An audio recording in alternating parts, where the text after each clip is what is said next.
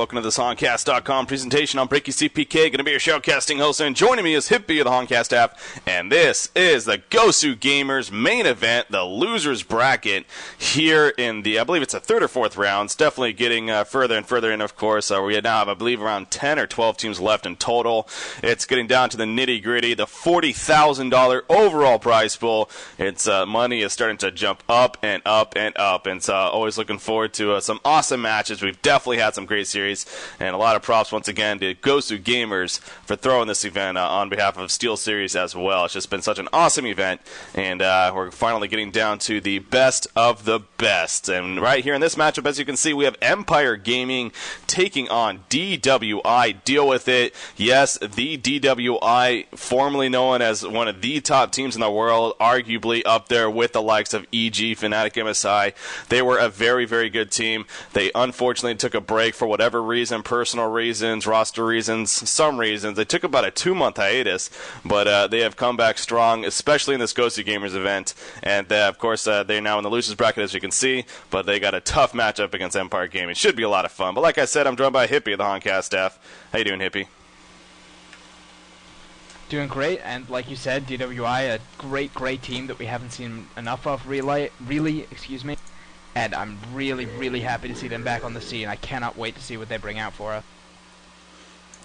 Yeah, it definitely should be pretty awesome. Again, it's you can't say enough about them. This is the first time I personally got to see them in, like I said, around that 2 or 3 months even. It's just been such a long time since they have played, and I'm sure they're still on that level of being such a dominant team, and expect to see some dominating play here once again, of course. Empire Gaming, though, of course, they've been a very consistent team and always been around. More like you, also known as Favy. Yes, it is Favy. He once again went through a name change. I don't know the reasons, but yeah. So that's the that's Favy over there. But yeah, should be an awesome matchup. We already have some picks going out, of course. So let's look at the bans real quickly. As far as the bans are concerned, we got Thunderbringer, Voodoo Jester, Witch Slayer, Devourer, Pharaoh, and Tundra.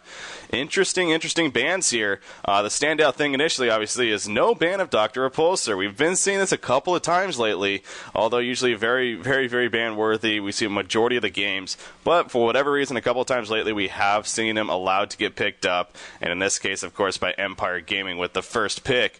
But as far as the other bans as a whole, nothing really too debatable. We got a couple of support bans in which they're Voodoo Jester, excellent gankers, and Pharaoh, Tundra, and Devourer, and then, of course, the awesome mid player in Thunderbringer, so nothing really too questionable, but no Dr. Repulsor ban, so we're going to see him in this game. What do you think about these bans, though, Hippie? Yeah, I think like you were saying, typical bans. I mean, Pharaoh's a ban we more usually see against MSI, but many of these high-level players are very capable of playing a very dominating Pharaoh game, so it doesn't shock me to see him banned at all.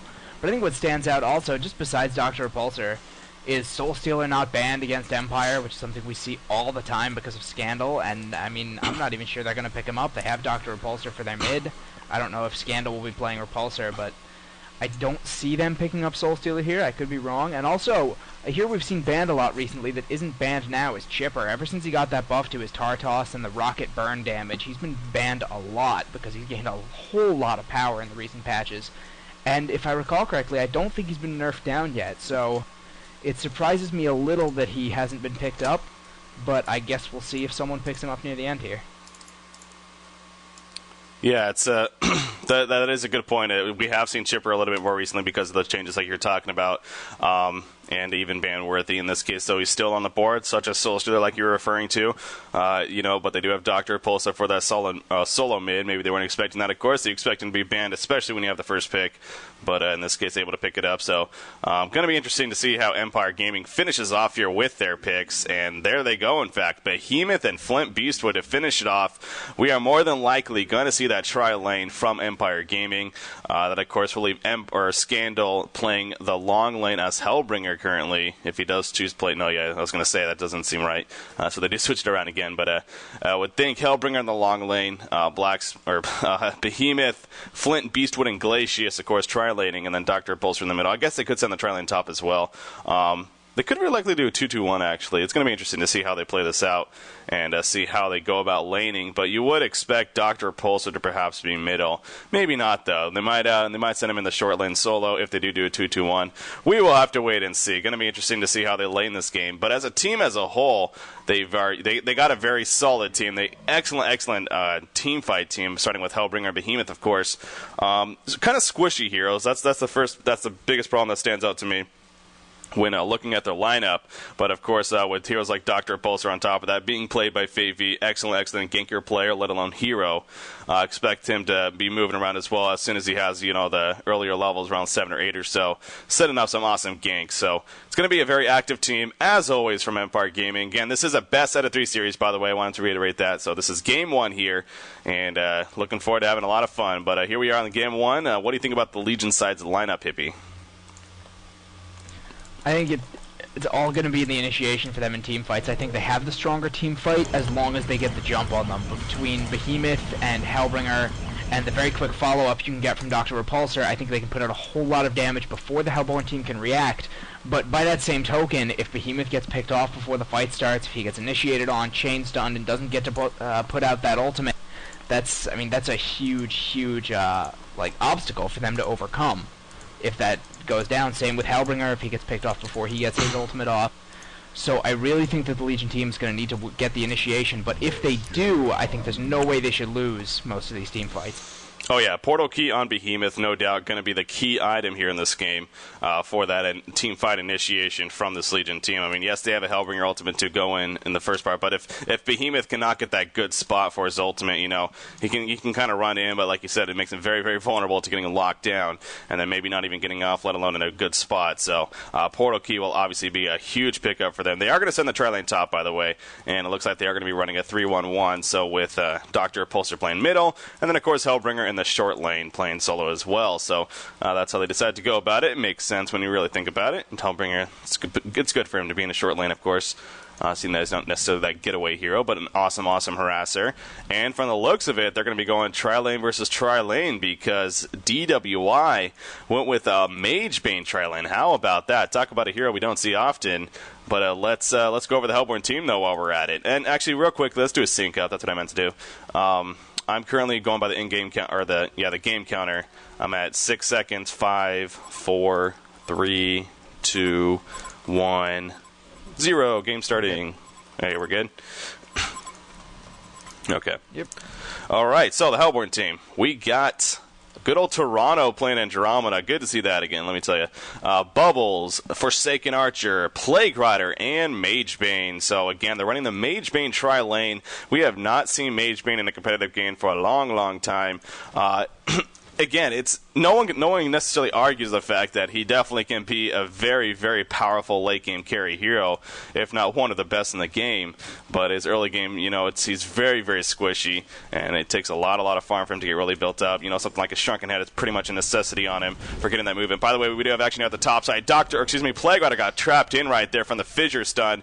They were doing some counter warding apparently, and well, that ended up or some warding themselves, and then ended up being a kill for the Legion team. So not the ideal start for this Hellborn side, and now Mage Bane is going to take a lot of pressure, especially on the fact that Mage Bane, he's also, I don't see him doing too well in this lane, to be honest. I mean, Flint Beastwood and Glacius both have that awesome range. They're going to harass him quite heavily, we got to expect. And this Hellborn team, I mean, Andromeda is known for not great range herself, and they got Plague Rider somewhat, but they only have that one stun from Andromeda, so I'm not sure if I'm liking this tri-lane from DWI, but this team as a whole, overall a solid team, but again, it's going to come down to that Mage Bane, of course, and how well he really gets his farm up. But Hippie, what about this Hellborn side? Well, I agree with you with the tri-lane. I think I would like their tri-lane better if they weren't trying to run, if the Legion side wasn't running Flint Beastwood in their tri-lane. I think if the Legion side was running a more traditional melee tri-lane, Mage Bane would have a much easier time here. But the harass that can be put on him, combined with Andromeda not really being able to effectively counter harass, and the fact that even if Mage Bane can blink away from that Behemoth Fissure, it's still there can be so much pressure. You can force him to blink out, and then while the Behemoth Fissure's there, he can't get back in to get last hits. He's essentially cut off. Can't do any farm for, it's a good 5 to 7 seconds that Fissure lasts. I don't know the exact time. And it's the reason Behemoth is so powerful in tri-lanes, obviously. Aside from that, we've seen the Bubbles Hellbringer matchup. Actually, it looks like Dr. Repulsor switched bottom to go against that Bubble, which interests me. I guess they want to use that Death Boil Harass to try and shut down Forsaken Archer, just because Hellbringer 1 vs 1, it's so incredibly powerful just because of that Death Boil Harass. It's one of the most effective harassment skills in the entire game. We already see Slick's taking a lot of damage from it. Look at him having to fall back, use his health potion already. But I was gonna say we've seen Hellbringer beat Bubbles a lot. I like the Bubbles pickup against this Legion team, and specifically because first of all they really need the silence to deal with Dr. Repulsor. You have to have a silence against Dr. Repulsor, or a huge amount of CC, or he's just invincible in the later game, and that's why we see him become such a powerful carry with all that farm he gets, because you just can't kill him. He's not vulnerable to anything you can do. And we do see him going in on Bubbles here. Nice stun, but he does get away. Doesn't quite have the power to finish him off quite yet, and using that bottle as Bubbles. But aside from against the Dr. Repulsor, I also really like the Bubbles as an initiator against Hellbringer and Behemoth, because if he can get in there and get that silence, that buys them a few seconds to pick those heroes off before they can do anything. Oh my god. Wow. I'm sorry, I didn't let you get that. That was a really, really nice play from more like you in the bottom lane. Yeah, no, I was watching on the camera. It's it was pretty. Yeah, it's awesome. Obviously, Bubbles ported in with the turtle shell, trying to finish him off with one auto attack, and then sure enough, he laid down the poop and got the proc, obviously, and that was enough burst damage to take him out. He's gonna have to fall back to base now to get some regen, but of course he'll take that as long as he got the kill. So well played, and yeah, just a good start here for Empire. I mean, they're up 2-1 in hero kills now. There was action at the top lane in the meantime. I believe it was Glacius getting taken out, or no, somebody got taken out. It was actually Unique Phaser on Behemoth, so he went down right there. He's taking a lot more pressure again this time, but Mageman ports in. He gets stunned, however. He's still beating on this Behemoth. There goes a Comet stun, and Behemoth will be falling as well. Mageman, can he make the getaway, though, before he drops? One more second. No, he cannot get away. The final auto attack goes out. However, Flint Beastwood in a little bit of trouble himself. He doesn't have an escape route there, I guess. They're just going to go for all-out burst on one another. He gets the kill on Plague Rider. Might end up being a triple kill for the team if they can get the kill on Andromeda as well. Glacier is going to look to cut him off. Good use of the health potion from Toronto, but not going to be enough. He is just running into dire straits. He's going to be going down right here. Just a matter of time. Oh my god, is he really going to go through? He's keeping on eating trees, trying to make his way out of there. He has one more tree to eat. Can he actually buy time? Is Mageman going to come here to support? He is still alive. Unbelievable! Toronto is going to survive. Are you kidding me? Flint Beastwood is now in a lot of trouble himself. He is trying to get an escape now. I do not see him getting away right here, though. He does not have any type of escape. Mageman being on him, and Mageman being played by Raiko picks up the kill. What the hell was that? Like I said at the very beginning, I'm so happy to see Toronto back, let alone playing Andromeda. He's an awesome support player, and he just showed once again why right there. Glacius getting a little bit trapped right here. Oh god, that's the bad thing about Fissure Stun. Sometimes it doesn't help your team and instead hurts them like that, so that was unfortunate, but god, what a move by Toronto right there on Andromeda as Dr. Repulsor and Bubbles going out in the meantime at the bottom lane, but Bubbles just too much damage. Oh, Bubbles got so low, but he's able to get the kill on Dr. Repulsor, so only 5.5 minutes plus into this game. We already have a 5-3 hero kill advantage in favor of DWI, and action is already starting to pick up here. Yeah, I'd just like to go back. I mean, this is winding the clock back probably a good minute or so, but Raiko actually managed to get himself killed by neutral creeps, not Flint Beastwood, when he was in the jungle there. Very, very nice play on his part, and especially coming back and getting that Flint Beastwood kill. That was fantastic on Toronto's end. I was watching that, I could not believe what I was seeing right there. Really great use of the Runes of the Blight, and I mean, that's something that's overlooked a lot in lower level play, but you will see all the time in these high level games. Runes of the Blight, Logger's Hatchet, being able to cut down trees and create new juke paths is a skill that these players have mastered. They know which trees to eat, and we just saw just what can happen if you just know which 2 trees you need to eat to get yourself out of somewhere. Yeah, just very smart thinking and good anticipation of where to go. So just solid play from Toronto right there. But Bubbles gets taken out, by the way, again in the bottom lane, as you can see. Andromeda in a little bit of trouble. The Fissure Stun, though, blocked because the creep wave was there. The neutral creeps blocked the Legion team from actually going any further. Again, the Fissure Stun, it's a great ability, but sometimes it can screw over your team rather than help, and that was definitely another case right there. So Unique Phaser definitely not having the most ideal start with his Fissure Stuns here. to start this game. There goes a Tundra Blast on the playground in the meantime. Out comes a Flare. Magebane, though, jumps on it. Glacius. Glacius will probably be dropping right here. Yes, the ultimate comes out, and one more auto attack finishes him off. And trying to get away is this Plague Rider, and Waffle, my gods, will be successful. So good getaway right there after the kill on Glacius. Another point I wanted to bring up, though, we were discussing Forsaken Archer actually got taken out while that was going on as well. You see Malphus is out from Hellbringer, able to pick up that kill, so well played by... Watch that whole thing. Bubbles actually came into mid, shell surfed in, dropped the Kelp Field on Hellbringer. Beautiful turnaround by Lean. Malphus stun on both of them, got the Life Void and the Death Boil on a Forsaken Archer, and used Malphus to take her out, and almost got the Bubbles kill. He shell surfed away at the last second. Really, really nice play from Lean, showcasing just how good Hellbringer is if he gets those early levels, and really how powerful Death Boil is. Because I guess I can't say people underestimate that spell a lot, but it always blows my mind how much damage that does. Mm-hmm. Yeah, it adds up, especially when you get to level 4, of course. It just adds up so quickly on top of that Life Void. If you have level 4 of both, it's just an insane amount of damage. It really is, and the fact that it spreads doesn't help either to the opposing team. But as I want to keep getting to a point, but we still have action picking up again. Common coming out on Behemoth. He's going to start falling back with the rest of the team, so it looks like they're just going to play it safe. Dr. Repulsion, though, in the meantime, using a health potion right here at the bottom lane. He's going to try to pour it out, actually, and no abilities from Bubbles. He will be fine, so he's able to get out of there. But going back to the Dr. Repulsor, you're talking about that's the Bubbles pick up against him because he has a silence. That's very true. Again, obviously, silence or just a lot of CC is what you really need. They don't have a whole lot of CC, so obviously you're going to be relying on that silence. But also Magebane, he is a solid pickup against him when you really think about it as well, because the passive mana drain that he has with his auto attacks and his ultimate is very scary for that Dr. Repulsor. Speaking of Magebane, by the way, he takes out Flint Beast, who tried to avoid in the forest right there. Also going to take out Glacius with the auto attacks. And Magebane is actually getting, we haven't talked too much about farm this game, but Magebane right now is the top farmer in the game, sitting at 276 gold per minute, pretty much tied with Dr. Repulsor. So he is getting a fantastic farm here up top, and surprisingly enough as well, already 4 hero kills. So he's doing a really, really good job, having an awesome game so far, and that's very scary for Empire. But yeah, that's just another reason why perhaps this Magebane pickup was made, because of that Dr. Repulsor pickup. And again, whenever you see a team that doesn't have first pick not ban Dr. Repulsor, you always have to think back and, they must have a solid strategy against a hero like that to not ban him if you're not having the first pick. And obviously DWI, they were confident with their strategy. Dr. Repulsor going to try to get revenge for Hellbringer right here on a Forsaken Archer, and he will do that. Just a lot of burst damage coming out. Bubbles, however, going to try to turn this around. He needs to be careful, though. He has a 1 level of disadvantage, and you see the burst coming out from Dr. Repulsor. He's going to try to chase the auto attack coming out. He needs to be careful himself now, though. The Comet Stump from Andromeda picks up the kill, and you see Plague Rider actually using his contagion to take down a creep right there to make sure it didn't auto attack that Bubbles. Magebane, that's why you got to love Magebane right there. He got initiated on by 3 heroes. All he has to do is just blink away, and he's fine. By the way, finishing his Sustainer well on his way to what I would guess would be his early Ruined Axe. So a very, very, very good overall start here from DWI. And although maybe not initially, I wasn't so sure of the team. The more you really think about it, the more this game is going on, obviously. You just got to like DWI's lineup a little bit more.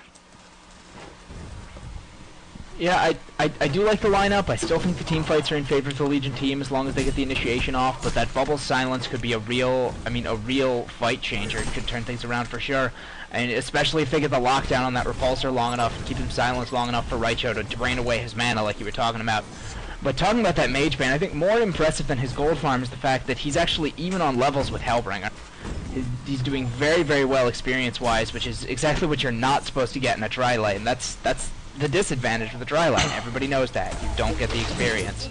So the fact that he's managing to keep up with one of the opposing solo heroes and still get some of the best gold farm in the game is a really, really good sign. Yeah, and that experience factor also playing huge up here, like you just touched on. The Flint Beastwood is just, he's still only level 5 compared to that Magebane like you're referring to, level 8 currently.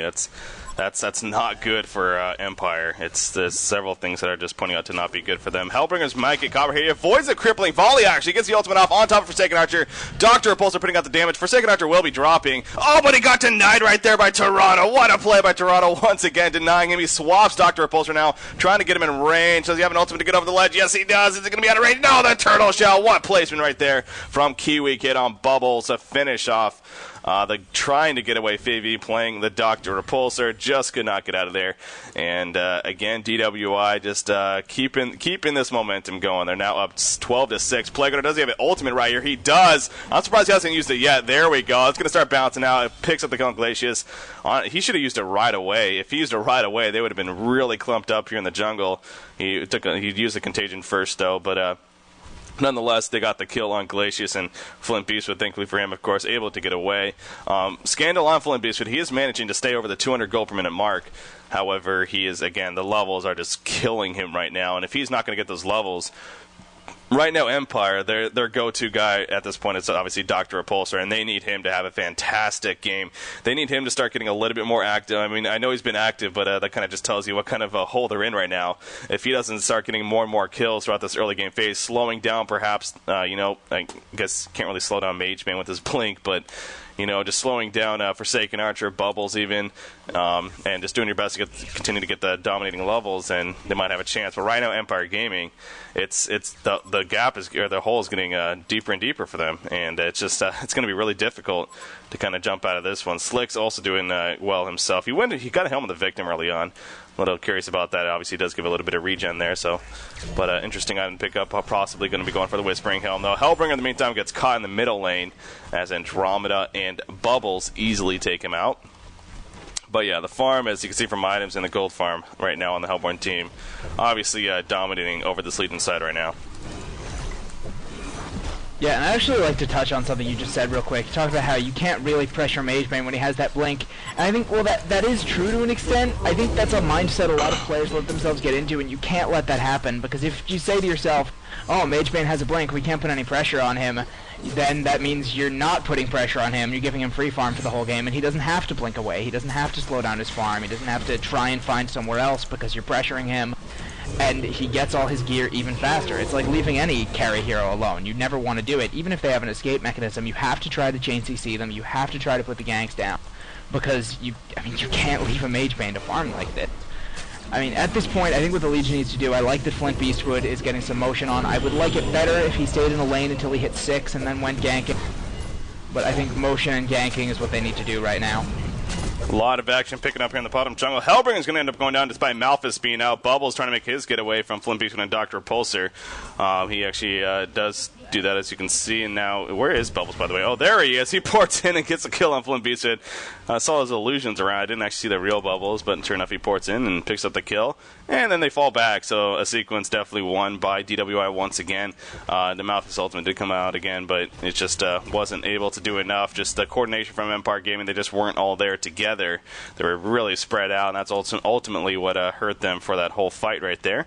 So just well played by DWI, and it's good to see DWI back. It really is. I mean, obviously, you always hate to see a team kind of just die, which we have obviously had a history of that, and well, in any esport, that's what happens. But DWI, when they kind of just all of a sudden just up and left the competitive scene, it was kind of a shock to everyone, and unfortunate because, like I said, they were a very, very good team. But it is good to see them back once again, and it seems like they really haven't lost a step. They are looking very, very impressive this game, pretty much like they always have. As Slick's on Forsaken Archer, they got the classic heroes that they're playing. Plague Rider ultimate going off right there. He needs to get away, though. Dr. Repulsor, good job of spreading. Bubbles comes in. Are you kidding me? Dr. Repulsor gets taken out before he could actually finish off Plague Rider. What a juke play, Plague Rider into the jungle. And then Glacius also going down. Kiwi Kid. That was perfect timing on his part right there to finish off those two heroes. Forsaken Archer missing the crippling volley.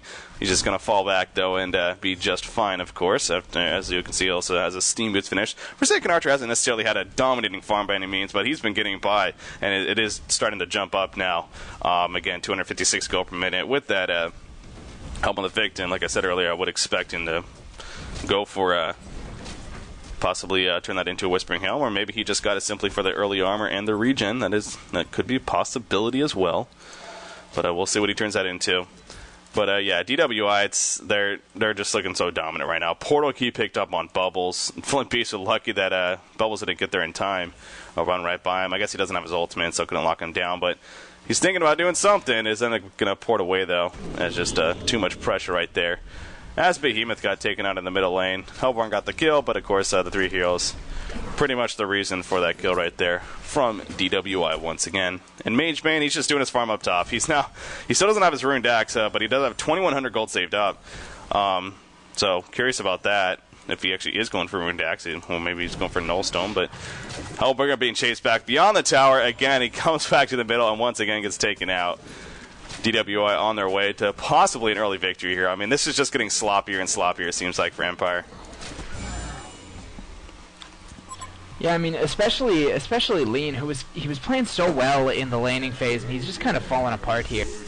I mean, he's made some sloppy mistakes. He's not really getting his Malphus off when he wants to, and that was just a bad choice going back in there. You know, there's 3 heroes there. Unless you have backup, you don't want to go in there, unless you're bait or something. Yeah, like I said, it does definitely seem like Empire just is kind of falling apart as the game goes on. I mean, early on, the early stages, they weren't doing too bad, and you know, pretty confident in their lanes, honestly. Their lanes were pretty powerful in all 3 lanes. I mean, I thought the tri-lane, you know, wasn't going to do too bad.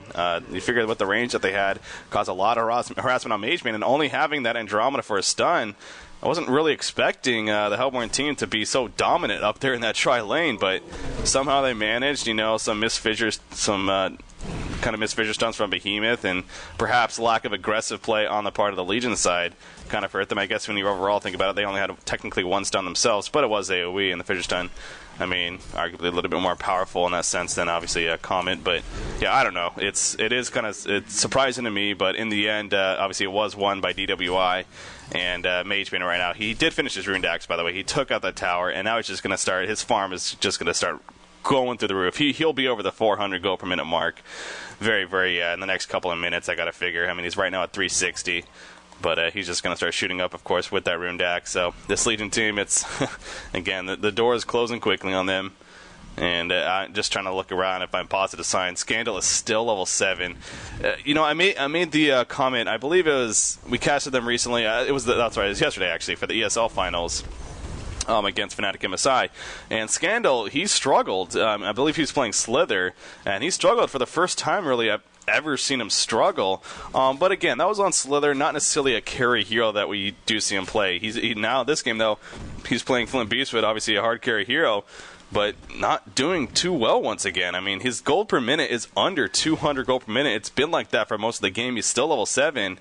You know, you could definitely argue that that more so maybe comes to the fact that he just hasn't had the best support for this game or whatever. But you know, seeing Scandal, you know, struggle back-to-back days here in kind of recent games one another. Not looking too good for Empire because, like I said earlier, if he's going to struggle, he is the go-to player for this team, and if he's struggling, Empire Gaming doesn't seem to have too much success. Well, I think also part of it comes from the fact that I think he's better in a solo lane than he is in a tri-lane, and while he is their go-to carry player, like you say, he's definitely the best farmer on their team. We've seen that a million times over. But I just think that they need to put him in the solo lane more. I don't think they can put him in the tri-lane. It's just a very, very different dynamic. And I think if they took advantage of the fact that he's such a strong solo player and that he can really dominate that middle lane solo, then they would probably do better. Yeah, that is a fair point too. It's we are used to seeing, like you even said, I mean, they had the chance to get Soul Stealer, but they chose not to. They chose not to go the Soul Stealer route. Instead, they went the Flint Beastwood for the trial lane potential. A lot of action here at the bottom lane. All porting in. Bubbles ultimate comes off, hits all 4 players. They're locked in place. Look at that turnaround. The Behemoth ultimate going off with that Plague Guard ultimate doing a great bounce. Gets a lot of damage out there. And pretty much with just, well, I guess Andromeda was there as well, but Bubbles, Plague Rider, and Andromeda are going to get all 4 kills. Only losing Andromeda. Dr. Poster comes in. He might be able to clean up a little bit right here. Can he get the kill on Bubbles? No, yes he can. He didn't have enough mana for the portal key.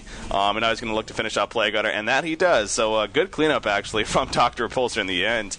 As I said, it was numbers advantage for Empire Gaming right there, but just awesome synergy from the Hellborn team between that Plague Rider ultimate and Bubbles ultimate. Did a lot of damage, and won it initially, but like I said, just good cleanup in the end by Dr. Repulsor at least. And at least Faye V has been having a solid game himself. He is level 14, which is tied for the highest level in the game, and his farm, 276.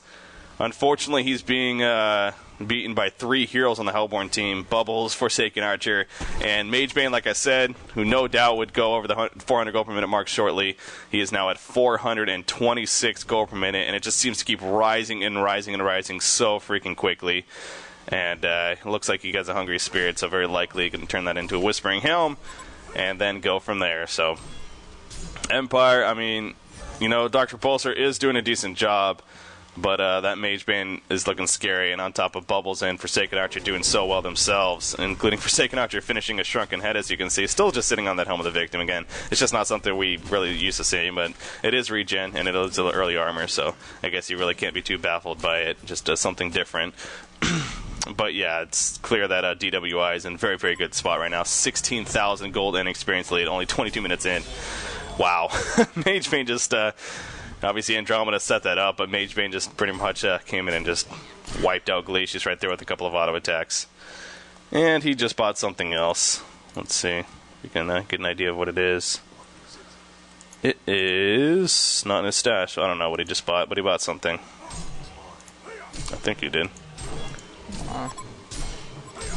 If it's not a stash and not on the carry, I don't know what he could have bought. Oh, never mind. I would expect him to... I was looking at somebody else, my bad. I expect him to finish off the... I expect him to finish off that Whispering Helm and go for a Shrunken Head, use the Whispering Helm to stack up the jungle whenever he gets a chance, stack up the Ancients specifically. Something we don't see much of. Sorry, I'm missing stuff up top. No, that's fine. I just, I was watching it. Just a little bit of a one-for-one exchange right there between Forsaken and Dr. Repulsor. Post stays on Bubbles, by the way. He's had that for a little bit too now.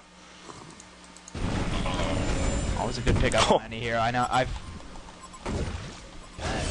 Sorry, there was just that Plague Guard ultimate bounce between the Creep and Hellbringer right there. Picked up the kill. Now he also gets the kill on Glacius. The money shot's going to go through and actually kill Plague Rider. But now Flint Beastwood. Oh no, good Fidget Stun coming out. Bubbles now might be the one in trouble.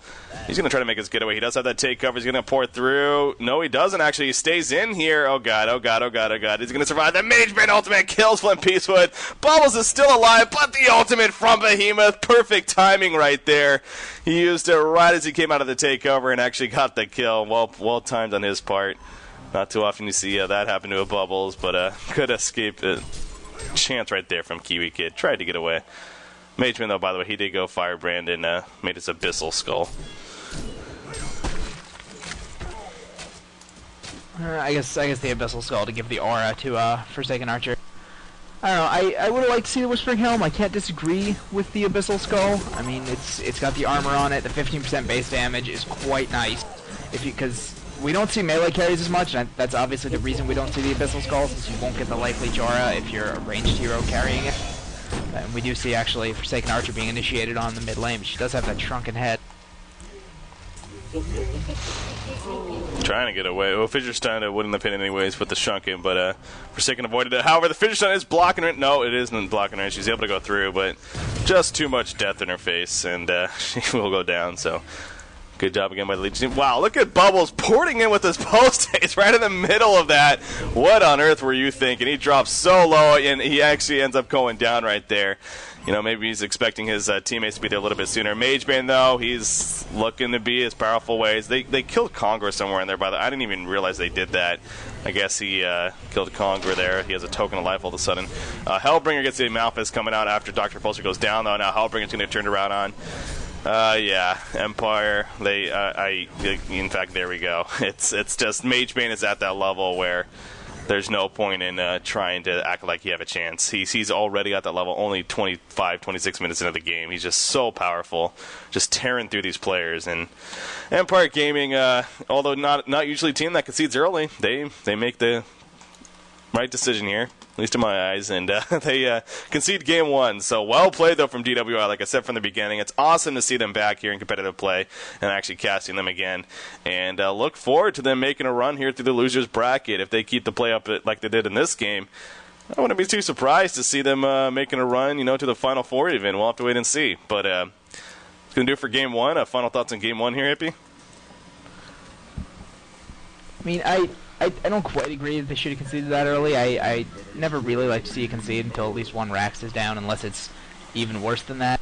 But, I mean, I I don't really know. I think they did good counter picks against the Dr. Repulsor between the Mage Bane and the Bubbles, although even though they didn't have as many disables as I would have liked to see, they still definitely picked very well. They laned very well. The fact that they dominated that top lane was really what clinched the game for them, because I don't feel they should have. I feel they outplayed Empire in that top lane. I do feel that Scandal's a little out of his element in a tri-lane. I think he plays better in a solo lane, and I think maybe if they had made that switch, if they had someone else to play the tri-lane carry, they might have done better. But at the same time, we'll never know. We never will know. So, but yeah, that's going to do it, though, for Game 1. So Game 2, guys, coming up next. Again, stay tuned for that. Again, the Best of the 3 series. So, Empire Gaming versus DWI. It's a fun Game 1, a little bit earlier ending than maybe expected, but DWI just looked very, very impressive. Awesome farm and Mage Bane, and very deserving of that victory. So stay tuned, guys. Again, I was Breaking CPK. Joining me was Hippie of the Honcast staff. And as always, stay tuned to Honcast.com for much, much more coverage. Game 2 coming up next. Stay tuned for that. We'll be right back.